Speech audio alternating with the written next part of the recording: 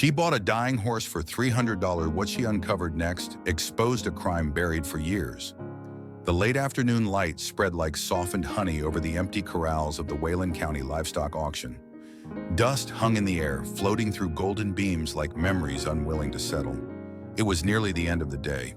The loud bids and clamor that had filled the morning had long faded into silence, leaving behind only the tired hum of machinery and a few ranchers whose presence seemed habitual more than purposeful. At the far end of the holding pens, an old loudspeaker crackled. The auctioneer's voice, raspy and worn thin by years of shouting over restless crowds, cut through the stillness with one last announcement.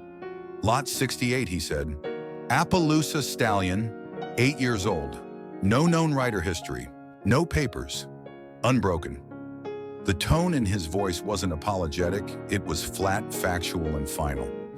Everyone knew what unbroken meant at this point in the day. Not a challenge worth taking, not a gamble worth feeding, just a burden bound for slaughter. The creaking gate swung open and the horse emerged, stepping into the ring like a ghost pulled reluctantly into the present. He was a spectacle of strength, dulled by neglect, tall, broad-shouldered, with the distinctive white and brown coat of his breed, though dulled with dust and scars. The most striking thing about him wasn't his build or the faded brand along his flank. It was his eyes. They were sharp, dark, and impossibly aware. Not wild with panic or rage, but focused. Like he was scanning the faces around him not out of fear, but as if remembering something. Or someone. No one spoke. The stallion stood still, muscles twitching beneath his coat. His hooves were chipped, but his stance was proud. He wasn't broken, just waiting. Starting bid 300, the auctioneer called again, but his voice had already given up. Silence answered. A man near the gate whispered to his neighbor, ought to save everyone the time and roll him right onto the kill truck. No malice in his voice, just the dull resignation of someone who'd seen too many like this. Horses that had once run free, betrayed by time and bad hands. Then from the back of the crowd, the unmistakable echo of footsteps on concrete interrupted the stillness. Isla Burns stepped forward. She wasn't dressed like anyone there, not in the way that marked her as an outsider, but in the way that made people wonder if she even belonged to the decade. Worn jeans, a green flannel shirt rolled up to her elbows, boots that had seen miles. Her dark auburn hair was tied back loosely and slung across her body was a weathered canvas bag with the word hope stitched on its strap. But it wasn't what she wore that caught attention. It was the way she moved, steady, grounded, eyes set on the horse. She didn't glance at the auctioneer, didn't acknowledge the whispers. She walked straight to the rail and stopped only feet from the stallion. The horse turned. Something shifted in that moment. It wasn't visible. It couldn't be explained. But everyone felt it, like the air had bent between them. Isla didn't speak. She didn't reach out. She just stood there, as if she'd been waiting for this very moment. The stallion took a step toward her, not a lurch, not out of fear, but slow, deliberate. His ears pointed forward and his eyes, those deeply knowing eyes, locked with hers. Still, Isla said nothing. And then quietly, almost too softly for the auctioneer to hear, she said, 300. I'll take him. The silence broke with a shuffle of boots and a low murmur. Someone chuckled nervously, as if unsure if this was a joke or a mistake. The auctioneer blinked. Sold, he announced louder than necessary. Isla turned away without hesitation. The horse didn't resist as she opened the gate and walked him out. There was no rope, no halter. He simply followed. They walked past rows of watching eyes into the fading sun and toward her truck, a beat-up blue Chevy with an even older horse trailer attached. She opened the trailer gate. The horse paused, looked at her once, and stepped in. As she latched the gate and walked to the driver's side, someone finally called out behind her. You sure you want that one, miss? Ain't nobody had luck with him. She didn't turn around, just opened the door, climbed in and said, maybe luck isn't what he needs. The drive out of Wayland County was quiet, the kind of silence that settles in your chest when the past catches up to you. Isla kept one eye on the mirror. The stallion didn't move. He stood as if he understood the rhythm of the road, watching the world blur past through the slats in the trailer wall. And she watched him. Not with suspicion, but with the kind of cautious curiosity reserved for things that feel like déjà vu. Like maybe this wasn't the first time. She hadn't planned to stop at the auction that day. Her destination had been farther north toward the old family ranch she hadn't visited in a decade. But something had tugged her off the highway. A nudge, a thought, a memory. Now here she was, driving toward Willow Creek with a horse that looked like he'd already been there. She thought of her grandfather's ranch now falling apart. The white fence probably rotting. The barn likely full of mice. The porch where she'd sat as a child waiting for rides that never came. Her fingers tightened on the wheel. The horse hadn't fought her, hadn't flinched when she touched him, hadn't even blinked when the trailer door shut. As the last sunbeam disappeared behind the hills, Isla exhaled slowly. Maybe she hadn't saved him. Maybe he had brought her back. And somewhere between the empty auction ring and the road home, something had already begun to change. Something neither of them had words for yet. The wheels of Isla Burns' old truck crunched softly over the gravel path, leading into Willow Creek Ranch, sending up small puffs of dust that danced in the fading light. The road was narrower than she remembered its edges, swallowed by wild grass and weeds that hadn't been tamed in years. Trees arched over the path like tired old sentinels, limbs sagging with the weight of their own memory. The ranch didn't welcome her so much as it tolerated her return. At the crest of the hill, the full extent of time's neglect came into view. The fencing that once stood crisp and white had dulled into a brittle gray half of it, leaning or missing entirely. The barn sagged at its center, the red paint long since bleached into a dusty rose. The porch of the house where Isla had once sat cross-legged, listening to her grandfather hum lullabies to restless horses, now slouched like an old man, too proud to admit he needed help. She killed the engine and sat still for a long moment, her fingers clenched around the wheel. The silence outside wasn't peaceful, it was heavy. Not the kind of quiet that brings relief, but the kind that feels like it's been holding its breath since the day you left. In the rearview mirror, the Appaloosa Stallion Lot 68 stood perfectly still inside the trailer. He hadn't made a sound the entire ride. She didn't know if that meant he was content, afraid, or just resigned. Either way, he waited. Isla stepped out of the truck and let the breeze touch her skin. The air smelled of sun-baked, earth-dry wood and the faint echo of hay that hadn't been fresh in a decade. She walked slowly to the back of the trailer, her boots scuffing the gravel. When she opened the gate, the stallion didn't charge out like some feral beast. Instead, he lowered his head slightly and stepped onto the ground with the grace of something returning, not arriving. He looked around, ears twitching, nose lifted toward the wind. There was no panic in him, only watchfulness. Like he remembered something about this land, something she hadn't yet. For hours that evening, Isla worked. She cleared a spot in the barn, sweeping away years of leaves and dust, pulling down cobwebs that hung like curtains of neglect. She found an old feed bucket, rinsed it in the creek, and filled it with water. The stallion stood by the corral the whole time watching her. He didn't pace, didn't call out, just stood. She gave him space. She knew better than to rush trust. That night, Isla laid her sleeping bag out on the floor of the living room, the one room of the house still intact enough to keep out the wind. The walls groaned occasionally, the old bones of the house remembering storms she didn't. She stared at the ceiling, the stallion's stillness echoing inside her. She didn't know why she'd brought him here, not really. It wasn't part of any plan, but she also knew she couldn't have left him behind. Maybe it was instinct, maybe something deeper. The next morning, sunlight poured through the broken windows, like it too was trying to reclaim the place. Isla walked out with her coffee and found the stallion standing near the fence line, exactly where she'd left him. He turned his head slightly as she approached, but didn't move away. She leaned on the wooden post beside him. "You don't know where you are," she said softly, "but maybe you do." She began cleaning more seriously after that, restoring not just shelter for the horse, but space for herself. She reopened the tack room, repaired the pump near the well, dragged an old rocking chair out from under the porch and scrubbed it clean. Her body ached at the end of each day, but the ache was grounding, almost welcome. On the fourth morning, as she was clearing out the last of the tack room, her boot hit something solid beneath the floorboards. A hollow sound, unnatural.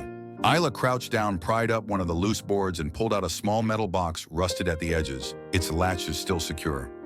Inside was a bundle of papers tied with twine, yellowed with time. Letters, receipts, and photographs. The first one she pulled out stopped her breath, a picture of herself at maybe 5 years old, laughing beside a young Appaloosa with a bright dappled coat. His face was different. He looked younger, unscarred, but the eyes were the same, alert, deep, seeing. On the back of the photo in her grandfather's slanted handwriting were 4 words: Shadowfire. The one who knew. Her heart kicked in her chest. She dug deeper. The next was a crude hand-drawn map. It showed the ranch grounds but marked with strange symbols. A red X behind the North Hill, a small circle labeled WH beneath the old ash tree line. Isla stared at it for a long time, her thumb rubbing the paper's edge. That night she didn't sleep. The wind moved through the grass like whispering voices curling under the doors and through the window seams. And even though the house was hers now, abandoned or not, Isla felt like a guest. Like something here still remembered her grandfather and wasn't quite sure what to make of her. The next morning, she packed a small backpack with a flashlight, the map, and a canteen. She followed the trail up past the pasture through knee-high grass and wildflowers that had long gone untended. The stallion watched her leave but didn't try to follow. When she reached the top of the hill and passed through the thin line of ash trees, she found it an old, partially sunken structure overtaken by vines and moss. The roof had caved in on one side, but the door still stood leaning at an angle. A rusted metal sign hung above it, barely legible: Whisper Haven. Isla stepped inside. The air was cool and still carrying the scent of old cedar mold and something older memory. Sunlight filtered through the gaps in the walls, casting streaks of gold across the floor. The interior was divided into 4 stalls, all empty, though one still held a crumbling saddle and a feed trough with remnants of hay like a forgotten offering. But what drew her wasn't the dust or the decay, it was the far wall. Names had been carved into the beams. Some she recognized: Storm Chaser, Dusty Bell, Orion. Horses her grandfather had told her stories about when she was a child. Their stories had been bedtime tales, legends. She'd thought they were just stories. And then there it was, carved deeper than the rest, long and deliberate: Shadowfire. Isla pressed her fingers into the groove, felt the weight of it settle in her chest. Maybe he was never meant to be hers. Maybe he always had been. When she returned to the ranch that evening, the stallion stood near the porch waiting. He took a single step toward her as she approached, and for the first time she reached out and placed her hand on his neck. He didn't flinch, didn't move, just breathed. The contact was brief, but it shook her, not because it was magical or cinematic, but because it felt like permission. From him, from the land, from the ghosts. She didn't know what Whisper Haven had once been, but she knew this much: it mattered. It was part of something bigger, something her grandfather had started, something unfinished. And somehow, in ways she couldn't explain, this horse was the thread pulling it all back together. Willow Creek wasn't just a place to heal. It was a place where truth waited, where memory refused to die, where even the most forgotten parts of the past had found a way to stand again, hoof to earth, eyes wide open, just like the stallion. The morning fog hung low over Willow Creek, clinging to the grass like a secret waiting to be told. Isla Burns stood on the porch, the hand-drawn map clutched in her fingers, already creased from hours of study. She had barely slept the night before, haunted not by nightmares, but by a strange clarity that only silence can bring. The map found in her grandfather's hidden box was no child's sketch. It was intentional, detailed, and undeniably urgent. And now it was leading her to a place she didn't know existed. She hiked north through the pasture, the stallion watching from a distance. He remained near the corral, calm but alert, his head turning slightly every time she paused to check her direction. The breeze picked up as she crossed the ridge behind the old ash trees, the land opening up into a sloped meadow she hadn't visited since childhood. The world felt different here, more distant from time. The path narrowed between 2 boulders, overgrown with moss, and beyond them, tucked beneath the curve of the hill, she saw it. The structure was almost invisible at first, swallowed by vines, dirt, and years of weather. Only the warped lines of the roof and a faint outline of a door suggested it had ever been a barn. She moved closer, her boots crunching through brittle leaves, and brushed aside the overgrowth. Above the doorway, rusted but still hanging, was a sign carved in her grandfather's handwriting: Whisper Haven. Isla paused, her breath catching in her chest. She remembered that name. Barely. It had floated through conversations at the dinner table in whispered stories between her grandfather and the old ranch hands. But back then, it had sounded like legend, another tale about lost horses and the people who tried to save them. She never thought it was real, and certainly not buried here on the family land. The door groaned as she pushed it open. Inside, time seemed suspended. The dust stirred in quiet spirals, and the filtered sunlight painted everything in fading gold. The air smelled of cedar, damp earth, and something older, something like memory. Rows of stalls lined the walls, most collapsed or rotting, but a few still stood solid. Cobwebs hung like gauze across the beams, and broken tools lay where they had fallen years ago. She moved through the space slowly, reverently.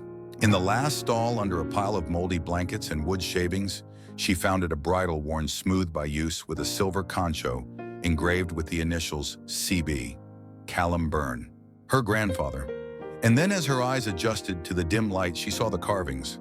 Dozens of names were etched into the wood panels along the wall, rows and rows of them, each one deliberate.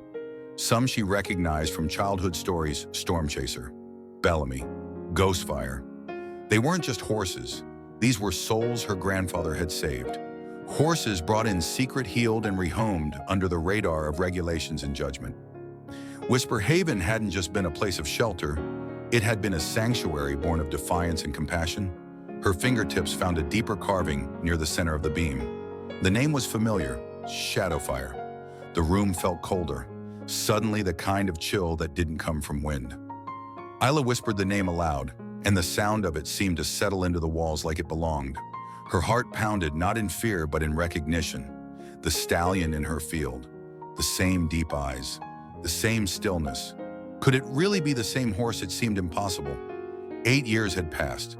1,000 things could have happened in that time. And yet, standing there in that forgotten barn, she couldn't shake the feeling that the horse and this place were tied by more than memory. She stepped deeper into the stall and noticed something else: an old leather-bound notebook tucked beneath a pile of hay remnants. She picked it up carefully, brushing off dirt and mildew, and opened it. The handwriting was her grandfather's. At first, it was practical feed logs, injury notes, training progress. But as the pages turned, the tone shifted. The entries became more personal, more urgent. Shadowfire arrived again last night. Still spooked, still proud. Something's changed in him. He's seen something. Jude says we're pushing our luck keeping him here, but I can't send him away. Not until I know the truth. Ranch is too quiet. I think they're watching us. Shadowfire doesn't sleep. He stares at the hills like he's waiting, and then one entry underlined 3 times. If anything happens, Isla must not find out. She's still too young. This isn't her burden. She sat down on the edge of the stall, the journal resting on her knees, and tried to piece together what she was beginning to understand. Her grandfather hadn't just been rescuing horses. He had been hiding them, protecting them from something, someone. And Shadowfire wasn't just any horse. He had been at the center of it. As the sun began to fade, Isla returned to the house, her mind spinning. The stallion was waiting by the porch again. She walked slowly toward him, the journal still in her hand, and he didn't move. She stood beside him in silence. "I found it," she said at last. "I found what you were trying to get back to." She reached out and touched his mane gently. He turned his head slightly, his eyes meeting hers. They were deep, ancient, like they had seen more than a creature should. And in that moment, she no longer questioned whether he remembered. She knew he did. That night's sleep didn't come easy. She sat by the window with a lamp, reading every page of the journal. Toward the back, she found a name mentioned again and again: Jude Harper. It stirred a faint memory, an old friend of her grandfather's, a horseman from across the county. Isla searched online, made a few calls, and by morning she had an address. She drove out after breakfast, journal in her bag, heart heavy with anticipation. Jude lived in a weathered ranch house surrounded by open fields. A windmill creaked in the distance, and a black lab lay dozing on the porch. When he opened the door, he looked just as the journal had described: tall, weather-worn eyes full of knowledge and weariness. "I'm Isla Byrne," she said before he could speak. "Callum's granddaughter." He stared at her for a long second, then stepped aside. "I figured this day might come." Inside, the house smelled of coffee and old wood. Walls were lined with books and faded photographs. She pulled out the journal and placed it on the table. "I found Whisper Haven," she said, "and Shadowfire." Jude sat down slowly. His hands trembled slightly as he opened the journal. He didn't speak for a while. When he did, his voice was soft. "I thought he was dead," he said.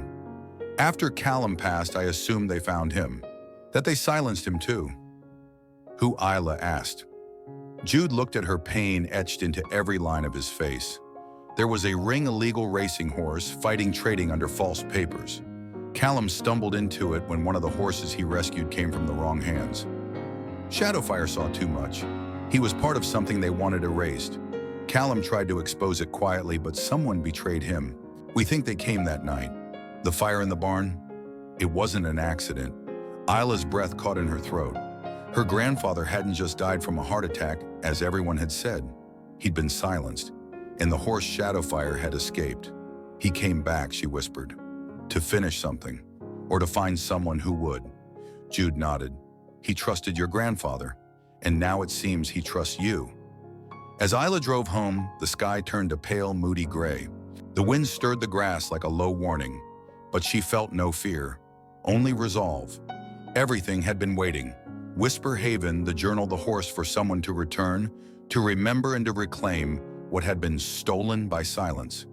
And now Isla understood. Shadowfire hadn't simply survived.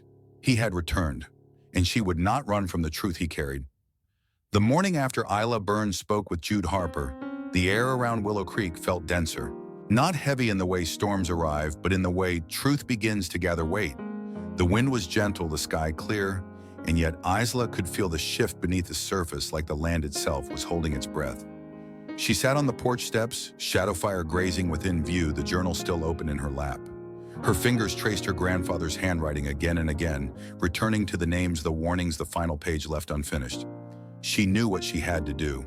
This wasn't just about a horse or a memory. It was about everything her grandfather had tried to protect and everything that had been taken from him. The truth couldn't stay buried any longer. Later that day, Isla drove into town. The local newspaper office was tucked between a diner and a hardware store, the kind of building no one noticed unless they had a reason. Inside, the place smelled of ink, old coffee, and the stale determination. She asked for Allison Crane, a name she remembered from high school, now the editor. Allison greeted her with a surprised smile, then grew quiet as Isla began to speak. She laid the journal on the desk, followed by the adoption records, the old photographs, and finally the photograph with her grandfather's handwriting, Shadowfire, the one who knew. She told the story not dramatically, but deliberately. She spoke of the hidden barn, the map, the network of rescued horses, and the day her grandfather died. She described Shadowfire's behavior, his scars, and the way he had returned. Allison listened intently. When Isla finished, there was a long pause before the editor said, This isn't just a story, Isla. This is history, and it matters." The article ran in the Sunday edition under the headline, "Buried Truth at Willow Creek 1. Woman, One Horse, and the Fight for Justice." It was written with care, with reverence. It didn't sensationalize, it didn't accuse. It laid out the facts, asked hard questions, and suggested that maybe the past deserved a second look. The response came fast. First were the phone calls, neighbors Isla hadn't heard from in years. Some remembered her grandfather fondly. Others admitted they'd heard rumors about Whisper Haven, but had been too afraid or too uncertain to ask questions. Then came the messages from ranchers in other counties, people who'd once sent horses to Callumburn under the table, desperate to protect them from being auctioned off or worse. They began offering support materials to repair fences, volunteers to help clean old journals of their own. But it wasn't just well-wishers who responded. 2 days after the article, a sheriff's deputy showed up with questions. The investigation into Callumburn's death had long been closed as a simple cardiac event in a dusty barn. Now the re-examination of that report, coupled with Isla's journal and corroboration from Jude Harper, pointed to something far less accidental. Isla knew the moment would come when the names behind the shadows would start to surface. She was ready. She had already done the hardest thing. She had told the truth. That evening, as the sky bled orange across the fields, a small group of neighbors gathered at the ranch. Some brought tools, others food, but most came with stories about the horses they'd once owned, the ones they lost, and the ones who had simply vanished after being taken away. There were tears and laughter, but above all, there was a shared silence. Not the kind born from fear, but the kind that acknowledged pain, honored it, and slowly began to let it go. Shadowfire stood at the edge of the crowd, calm and still, his gaze sweeping over the people as if he recognized every voice, every scent. When a small boy approached him with hesitant steps, the stallion lowered his head gently, allowing the child to touch his muzzle. There was something ceremonial in it, unspoken but deeply felt. In the weeks that followed, Willow Creek began to breathe again. The fences were repaired, the barn roof patched, the water lines restored. Whisper Haven was slowly uncovered, cleaned and reopened. It became not just a place of memory, but of purpose. Isla decided to relaunch the sanctuary in her grandfather's name. Horses from across the region were brought in, abandoned, mistreated, misunderstood, just like Shadowfire once was. And with each arrival, a piece of the past was rewritten with compassion. Still, the threat of those who once profited from pain remained. Names began to emerge, old connections from the illegal racing ring, transporters, men who'd buried their roles beneath layers of distance and time. Jude warned Isla to be cautious. He reminded her that not all of them had vanished and some would prefer history stay buried. But Isla didn't flinch.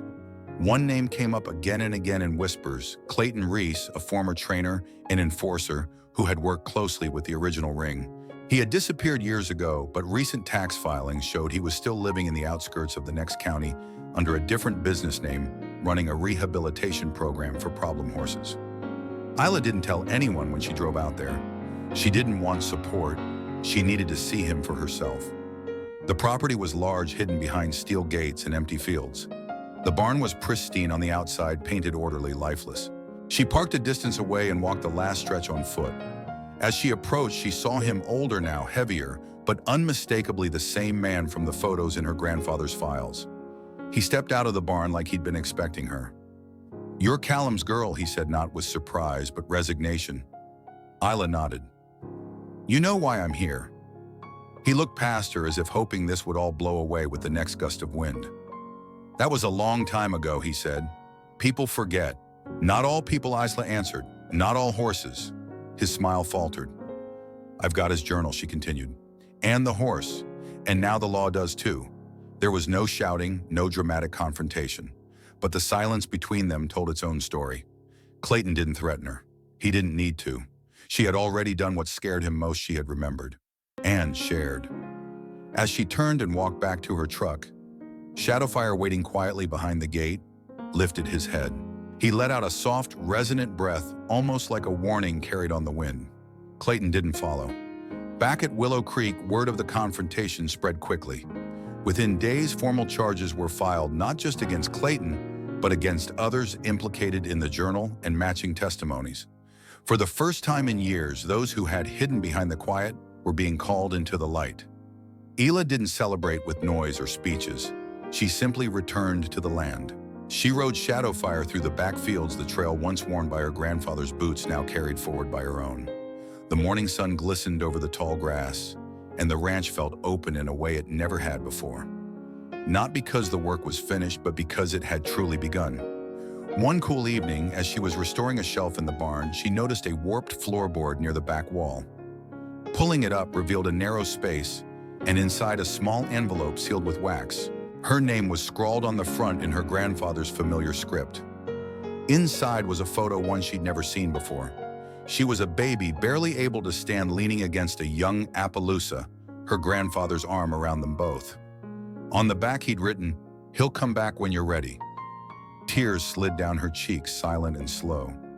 She pressed the photo to her chest and walked outside, where Shadowfire waited beneath the stars. She leaned into him, forehead to forehead, and closed her eyes. They had come full circle, not to erase the past, but to honor it. Not to forget, but to forgive. The land, the barn, the sanctuary, the stories, they all belong to her now. Not just as legacy, but as testimony. Some truths survive in silence. Others are carried home in hoofbeats. And together, Isla and Shadowfire had spoken the one thing that mattered most. They remembered, and they chose to begin again.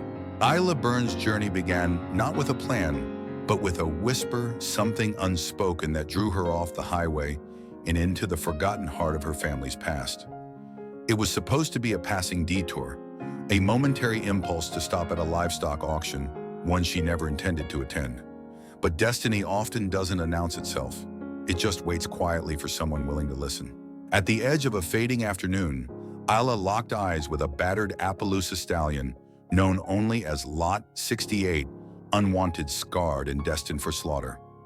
No one raised a hand. No one saw his worth. No one, except her. She bid on him without knowing why, without knowing his history or what it would stir inside her. But the moment he stepped into her trailer without resistance, a silent thread began weaving itself between them, an invisible bond that reached backward through time. When she returned to Willow Creek Ranch, her late grandfather's forgotten land, she found more than overgrown grass and rotting fence posts. She found memory aching and half buried in the soil. The place had once been alive with the spirit of horses and healing, but had since faded into something hollow. And yet when Shadowfire, the name revealed later, to belong to the stallion, set hoof on that land, it was as if something ancient and unfinished had returned with him. Through sweat grief and the quiet resilience of starting over, Isla uncovered a world she had never fully known. Her grandfather, Callum Byrne, had not merely been a horseman, he had been a protector, a quiet rebel who had run a covert sanctuary called Whisper Haven for abused and discarded horses. Horses no one else would take, horses who had seen too much, and Shadowfire had been one of them. What had seemed at first like coincidence soon unraveled into something more profound. Through a box hidden under floorboards, a hand-drawn map, and a forgotten barn buried behind the hills, Isla pieced together the fragments of her family's buried truth. She read her grandfather's journals, filled not just with feed schedules and weather notes, but fear warnings and secrets he had hoped to keep from her until she was ready. Until now. Shadowfire wasn't just a survivor. He was a witness, silent but not forgetful. He had been present the night her grandfather died under suspicious circumstances, a death long chalked up to natural causes. But the deeper Isla dug, the clearer it became. Her grandfather had been silenced for trying to expose an illegal underground ring of horse fighting and racing. And Shadowfire had escaped disappearing for years only to return when Isla came home. With the help of Jude Harper, her grandfather's old friend, Isla uncovered names, connections, and pieces of a past too painful for many to confront. But she didn't look away. She brought the truth forward, not in anger, but with a resolve born of love. She spoke to the press, shared her findings with authorities, and refused to be another silent observer in a story where silence had already cost too much. Through her bravery, others began to come forward, neighbors, ranchers, even law enforcement. Together, they reopened the investigation into Callum's death and brought justice to those who had profited off cruelty and fear. But even more than that, they reclaimed the land, the ranch, the story. Volunteers arrived. Fences were rebuilt. Whisper Haven reopened not just as a sanctuary, but as a living monument to truth, mercy, and the unbreakable bond between human and animal. Throughout it all, Shadowfire remained close to Isla, not tame, not owned, but connected. In moments of doubt, he was a steady presence. In times of fear, he was calm. He never spoke, but his eyes told everything. He had seen what humans had done to each other and to him, and yet he had chosen to trust again. Not because he forgot, but because he forgave. And in the quiet moments when Isla sat by the porch at dusk or walked the backfields at dawn, she realized this wasn't a story about a horse being saved. It was about two beings saving each other. He had returned not to relive his past, but to remind her that hers wasn't finished, that her voice, like her grandfather's, mattered, and that sometimes the most powerful stories are carried not in words, but in eyes that have seen and stayed. In the final weeks, when Isla uncovered the photo her grandfather had hidden beneath the barn floor of her, as a child standing beside Shadowfire, she understood something she hadn't before. He had known. Somehow, Callum had known that one day she would be the one to finish what he had started. He didn't carve her name in wood for memory. He carved it for purpose, and she fulfilled it not with vengeance, but with presence. The lesson we draw from Isla's story is this: sometimes healing doesn't come through fixing the past, but by facing it, by choosing to stay to speak and to restore what others tried to bury. We all have broken places inside us, losses, betrayals, truths, too painful to examine. And sometimes the world tells us it's better to move on, to forget. But healing doesn't mean forgetting. Healing means remembering with purpose, listening to what was left unsaid, and daring to speak for those who can't. Isla's story reminds us that legacy isn't just about inheritance.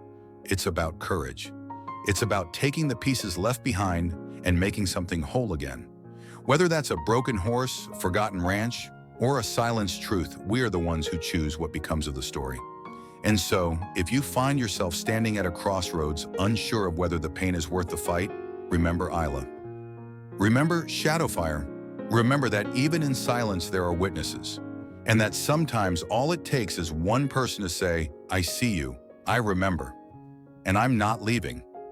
If this story moved you, if you believe in the quiet power of healing redemption and speaking up for what matters, please consider subscribing to this channel. Your support helps us bring more stories like this to life, stories that matter, that touch hearts, and that remind us we're never truly alone. Let's keep honoring truth, compassion, and second chances together. Subscribe now and stay with us for the next journey.